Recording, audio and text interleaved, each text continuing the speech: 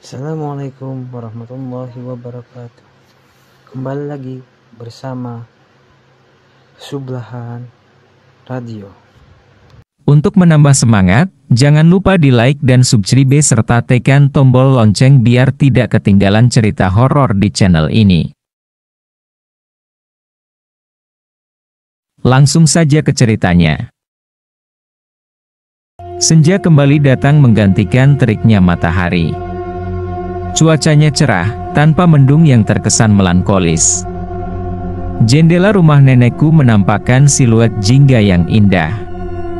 Lantainya menciptakan bayangan bagi siapapun yang melewatinya. Sore hari mulai menyingsing, suasana berubah sedikit sunyi setelah adzan berkumandang. Hanya terdengar beberapa langkah kaki para santri yang hendak melaksanakan kewajiban sholat maghrib. Malam ini bertepatan dengan malam Jumat, di mana masyarakat di negaraku mempercayai bahwa kehadiran makhluk astral akan lebih aktif pada waktu ini. Bagi umat muslim, mereka senantiasa bermunajat dan berdoa untuk saudara-saudara mereka yang telah wafat. Begitu pula dengan kami. Para santri sekolah menengah pertama di sebuah desa yang lumayan terpencil.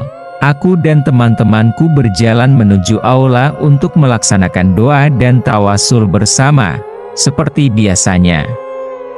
Tangan kami saling memeluk buku doa, berjalan beriringan di tengah gelapnya malam, belum ada kerlip apapun yang terlihat di langit sana. Hanya terasa angin yang mulai terasa dingin. Beberapa temanku masih memakai mukena, berbincang penuh canda tawa. Oh, ya Tuhan, lihatlah pohon tua di sisi lapangan itu. Tinggi, besar, mengancam, tampak ganas. Hanya diterangi lampu-lampu di depan kelas-kelas yang berjajar, pohon itu tampak seperti raksasa yang kokoh. Katanya, wanita berbaju putih sering duduk di salah satu dahannya yang gemuk. Atau, ada yang pernah menyimpulkan bahwa penjaga sekolah kami berdiam di sana. Entahlah, sekolahku ini memang menampung banyak sekali urban legend. Cerita berantai dari angkatan pertama hingga kini masih terasa hangat. Beberapa di antara mereka mengaku telah melihat si kepala buntung berjas hitam, wanita penari yang duduk di tangga asrama putra, ataupun kuntilanak dengan gaun merah menyala. Beberapa rumor mengatakan konon sekolahku dekat dengan lokasi penjajahan masa lampau. Jika ditelusuri, hal ini sangat masuk akal. Karena di dekat kantor desa, ada sebuah tugu pahlawan. Tapi cerita horor itu hanyalah sebuah cerita yang belum tentu kebenarannya. Aku percaya akan adanya mereka. Dan, sebentar lagi aku akan benar-benar melihatnya, sampailah aku di depan sebuah pintu aula yang lebar. Kami semua saling melepas sandal masing-masing, memasuki ruangan dan duduk dengan tertib. Guru kami memulai membaca doa, diikuti oleh kami semua. Secara bersamaan, kami tenggelam dalam kehusyukan munajat ilahi, menyelam makrifat suci untayan hajat yang murni, hingga kepalaku terasa pening, pandanganku mulai kabur. Nafasku tersengal. Suara itu mulai bermunculan, ruangan yang luas ini tampak semakin lebar. Suara-suara teman-temanku yang tengah membaca doa terasa menjauh. Yang aku dengar hanyalah suara keramaian di luar ruangan. Beberapa orang terdengar saling sahut menyahut meneriakkan takbir. Entah apa yang tengah terjadi di luar sana. Yang pasti, suara senapan yang dilepas pada sebuah nyawa mengundang teriakan seorang anggota keluarga. Aku merasakan tubuhku menjadi kaku. Pikiranku menjadi tak menentu. Beberapa kakak kelas dan temanku mencoba menyadarkanku, tapi akal dan mulutku terdiam keluh. Hal terakhir yang aku lihat adalah sesuatu yang mendorongku untuk berbaring. Seperti dalam kisah horor yang pernah kubaca, sensasi ini terasa sangat nyata. Mataku telah terpejam. Telingaku masih mendengar manusia-manusia yang berdoa, juga mendengar keributan misterius itu. Semua gelap, Gelap, tak ada apa-apa lagi. Kurasakan beberapa orang memanggilku, tapi aku tak menyahut apapun. Aku tak bisa bergerak, hingga remang-remang kulihat tanah lapangan bola di bawahku. Aku tengah terduduk. Posisiku seperti seseorang yang telah bertarung dengan sesuatu. Aku menatap langit, cerah, terang benderang. Siang, tak ada angin, tak ada suara apapun, tak ada kehidupan. Aku merasakan sesuatu yang ganjil. Aku mencoba berlari ke arah rumah nenekku. Gerbangnya terkunci. Rasa tak akan pernah sanggup membukanya. Aku menoleh ke arah rumah pengurus asrama. Di sana tetap tak ada siapa-siapa. Percaya atau tak percaya, aku melihat seorang anak lelaki di pinggir kolam. Ia tengah terjongkok seperti takut akan sesuatu. Wajahnya pucat, bajunya lusuh. Tak sempat aku berpikir siapakah ia, tiba-tiba saja seorang wanita gemuk menarik kerah belakang bajunya dan mulai membantingnya ke tembok di belakangnya. Aku berbalik dan berlari, mencoba berteriak namun rasanya ada yang mengunci pita suaraku. Benarkah yang baru saja kulihat? Apakah mungkin itu adalah anak lelaki yang sering terlihat melemparkan batu ke tengah kolam seperti rumor yang beredar? Tak kupedulikan jantung yang terus-menerus berpacu kencang. Aku seperti ditarik ke pojok barat sekolah. Aku terhenti dalam sekejap, demi nafas yang tengah memburu diriku. Aku menatap gemulainya tangan lentik yang menari seraya menggenggam selendang hijau. Suara gamelan yang berbunyi beberapa hari yang lalu terdengar nyaring namun sayup-sayup. Cantik. Wanita yang sangat cantik, menari adalah hal terakhir yang dilakukannya. Lelaki bejat itu telah berani merenggut harga diri dan nyawanya. Wanita bertalenta yang malang. Tetaplah menari, hingga kau pulang kembali. Sosokmu kini telah diketahui, wahai wanita berkebaya yang selalu duduk di tangga asrama. Aku berteriak dengan sekuat tenaga. Menangis, tak tahan melihat kejadian itu, aku kembali berlari.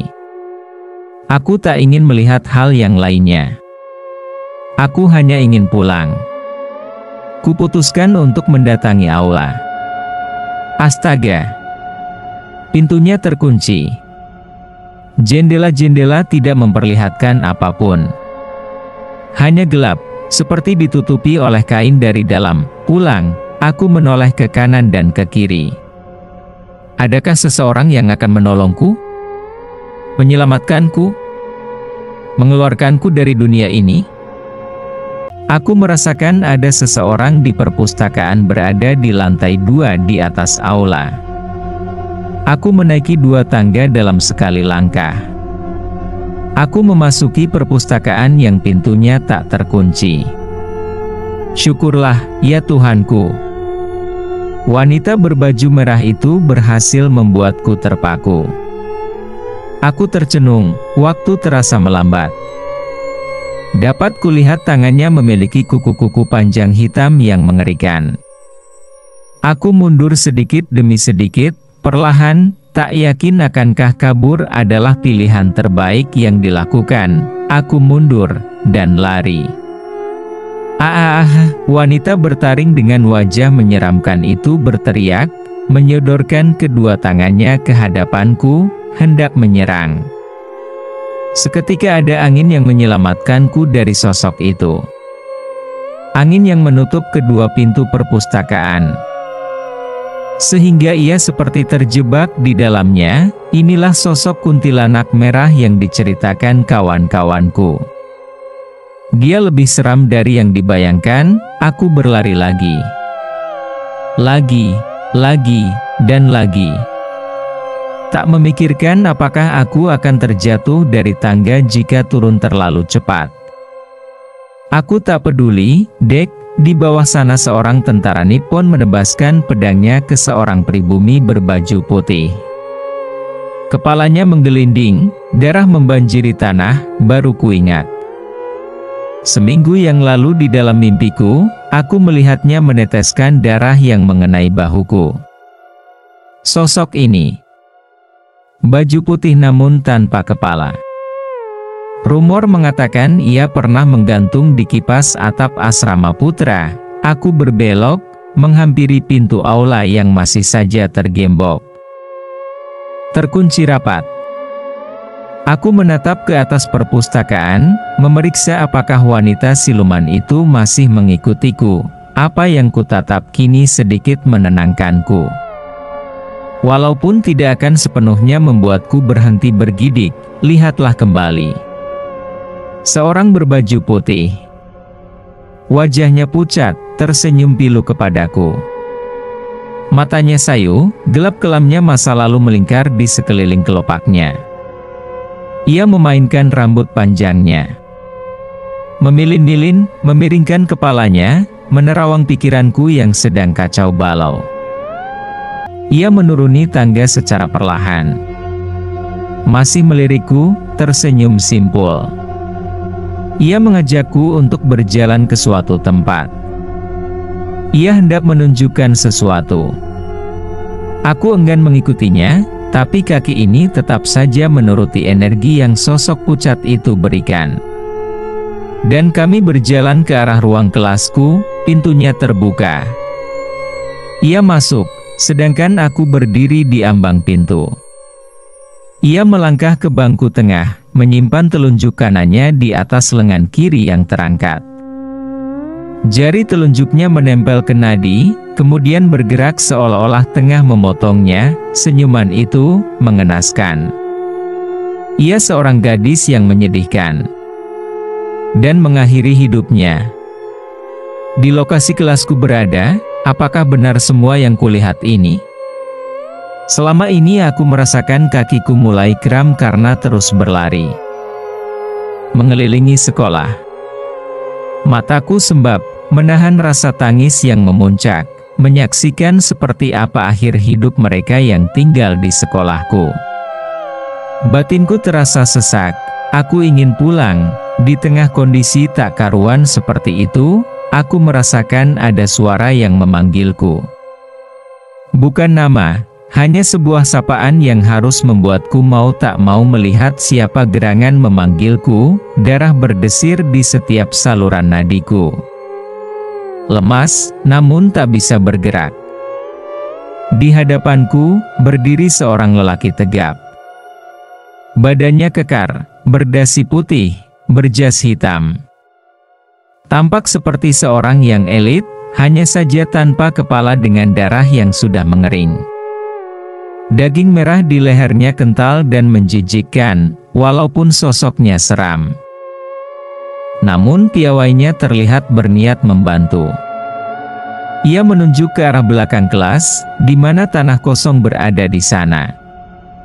Aku hendak mengikutinya, namun tiba-tiba saja suara yang tak asing bagiku terdengar bagai perintah menggema di sekelilingku, jangan ikuti dia. Pulang, aku mulai dapat menggerakkan mulutku. Terbata-bata, namun berani, maaf, dunia kita berbeda. Kataku kepada lelaki buntung itu. Ia masih saja diam, seolah-olah tak dapat mencegahku untuk tidak ikut bersamanya. Aku menuruti instingku untuk kembali lagi ke aula. Kali ini sudah tak lagi dikunci. Aku masuk, dan untuk terakhir kalinya aku bertemu dengan sosok yang hancur lebur, menempel di atas lantai. Kepalanya terlihat lebih kecil dari kepala manusia biasanya, wajahnya menghitam, rambut di kepalanya menipis dimakan massa. Organ dalam tubuhnya membusuk, mengeluarkan bau yang sangat menyengat. Ia tampak seperti mayat yang mati karena terlindas kendaraan yang besar. Izinkan aku pulang. Kataku lirih kepadanya, hahaha. Ia tertawa sangat keras. Cumiakan telinga. Aku menangis dan berlari ke ujung aula, bersandar di dinding. Memeluk kakiku sendiri, terduduk seraya menjerit-jerit. Tawa itu masih menggema jahat. telingaku kini mendengar sebuah doa yang dilantukan dengan bahasa Arab. Aku mendengarnya, aku tak tahu siapa yang tengah membacakannya. Tak berwujud, hanya suara yang memohon pertolongan. Hingga sesuatu terjadi. Sesuatu yang sampai detik ini aku masih tercengang bila mengingatnya, adegan bercahaya yang kualami. Ketika seorang yang kupercaya dapat menjadi pemberi keberkahan bersama benda terbaik yang dimilikinya, datang. Aku dibawanya keluar aula. Seorang yang menyelamatkanku ini disegani seluruh sosok yang tadi kulihat.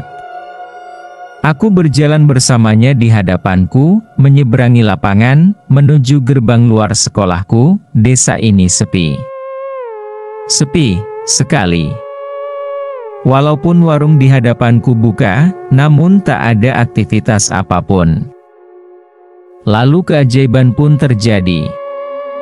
Beberapa kawanku yang terakhir ku ingat membantuku untuk sadar datang berlarian menujuku dari arah timur jalan. Dua antara mereka menggenggam tanganku dan berkata dengan lembut dan yakin, "Ayo, pulang." Seketika mataku terbuka. Selesailah doa yang dibacakan temanku itu di telingaku, selesai pula perjalanan di luar nalar yang telah kulalui, aku masih setengah sadar. Rasanya baru saja terbangun dari tidur yang panjang. Hanya saja, mimpi di dalamnya seperti sebuah petualangan yang menyeramkan. Aku tak dirasuki oleh salah satu sosok yang ada di sekolahku. Akulah yang masuk ke dalam dunia mereka. Percaya tak percaya, aku tak akan menghabiskan waktuku hanya untuk menuliskan hal yang sebenarnya tidak terjadi. Aku masih mencari makna dari perjalananku itu. Terjebak, mencari, ingin pulang. Mungkin saja Tuhan hendak memperlihatkan kepadaku segala hal yang pernah kudengar. Dengan kebenaran, pembuktian, yang disaksikan olehku sendiri. Mungkin ini pun dapat menjadi pesan yang disampaikan oleh mereka. Bahwa cerita urban legend di sekolahku bukanlah sekadar rumor belaka. Mereka memberikanku adegan yang rumit dijelaskan. Untuk memberitahu bahwa mereka benar-benar ada, mereka nyata, walaupun tak kasat mata.